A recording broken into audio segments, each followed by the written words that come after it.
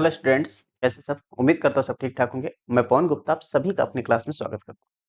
Students, आज जो हम पढ़ने वाले हैं चैप्टर वो है वैद्युत धारा, यानी कि ये एक्चुअल में इलेक्ट्रोडायनामिक्स के अंतर्गत आता है, यानी जिसमें आवेश गतिशील होंगे।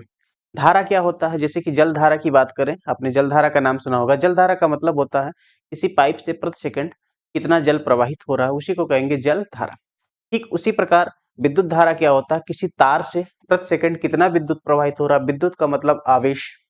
प्रति सेकंड किसी तार से कितना आवेश प्रवाहित हो रहा है, उसी को हम विद्युत धारा कहेंगे। यानी कि आवेश के प्रवाह की समय दर को विद्युत धारा कहते हैं। और विद्युत धारा को आई से लिखा जाता है। आई बराबर क्या हो जाएगा? प्रवाहित आवेश बटे समय।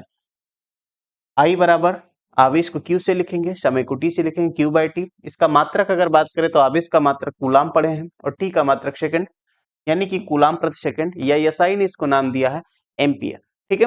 नाउ अगर इसके विमीय सूत्र की बात करेंगे तो जो विद्युत धारा है वो एक प्रकार की मूल राशि है। 7 मूल राशियां होती है जिसमें एक ये भी राशि होती है, और इसका विमीय सूत्र कैपिटल ए से लिखा जाता है। I equal to Q by T तब लगाते हैं जब आवेश प्रवाह की जो दर हो नियत हो, कांस्टेंट हो। लेकिन अगर आवेश प्रवाह की जो दर हो वो समय के साथ साथ परिवर्तनशील हो, यानी कि जो धारा हो वो किसी तार से नियत धारा ना प्रवाहित हो रही हो, तो उस केस में औसत धारा निकालेंगे delta Q by delta T. यानी कि डेल्टा टी समय अंतराल में अगर प्रवाहित आवेश डेल्टा क्यू हो तो औसत धारा क्या हो जाएगा? Delta Q by delta T. Delta Q का मतलब होता है Q two minus Q one, और डेल्टा टी का मतलब होता है T two minus T one. इस तरह से आप निकाल सकते हो। अगर आपको मान लीजिए कि किसी विशेष समय पर पता करना कि कितना धारा प्रवाहित हुआ किसी तार से, तो तात्क्षणिक धारा उसको इंस्टेंटेनियस करंट कहते हैं। आई इक्वल टू क्या हो जाएगा?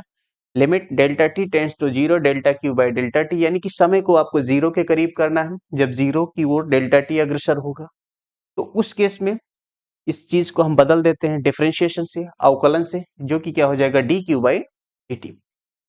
एग्जाम्पल के तौर पर क्यू इक्वल टू अगर हमने ले लिया 2t क्यूब प्लस 3t, और मान लीजिए पूछ लिया कि t इक्वल टू 5 सेकेंड पर बताइए कि कितना इसमें विद्युत धारा तार में प्रवाहित होगा। यहाँ आवेश देख सकते हो समय पर निर्भर कर रहा है।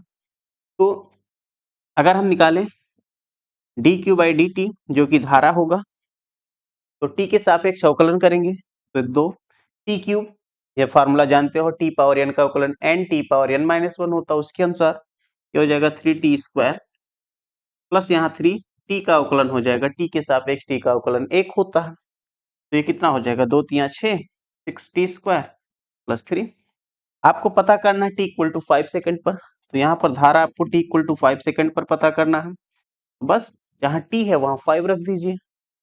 6 इंटू 5 स्क्वायर प्लस 3, 5 का स्क्वायर 25, 25 छक्का 150 प्लस 3 153 एम्पियर हो जाए।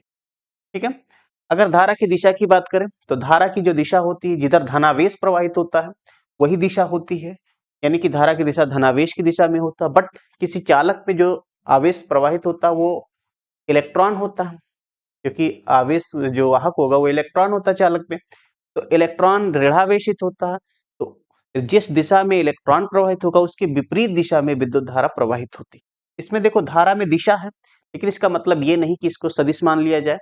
ये जो धारा होता है ये एक प्रकार की अदिश राशि है।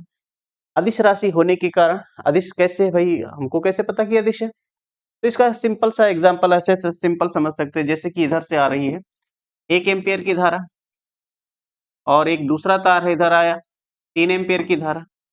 तो दोनों से मिला के एक तार अगर इधर निकालेंगे तो इसमें 3 और 1 4 एम्पियर सिंपल धारा प्रवाहित होगी। यानी कि सिंपल आप जैसा मैथमेटिक्स लगाते हो, सिंपल मैथमेटिक्स से आप इसको देख सकते हो, जोड़ सकते हो।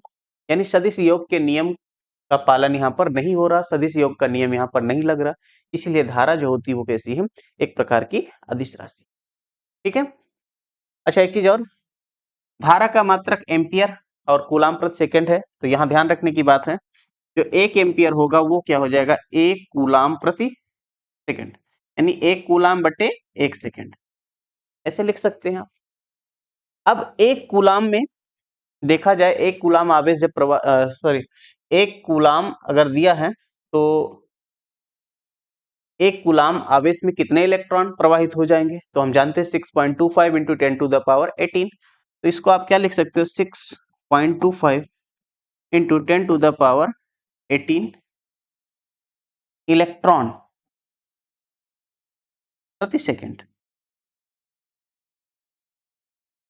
ठीक है, यानी 1 एम्पियर में अगर हम इलेक्ट्रॉनों की बात करें कि 1 एम्पियर किसी तार से धारा प्रवाहित हो रही है, इसका मतलब कितने इलेक्ट्रॉन प्रति सेकंड प्रवाहित हो रहे हैं, तो वो है 6.25 इंटू 10⁻18 यानी 6.25×10⁻18 इलेक्ट्रॉन जब प्रवाहित होंगे तो उससे जो धारा बनेगी उसी को कहेंगे हम 1 एम्पियर। ओके।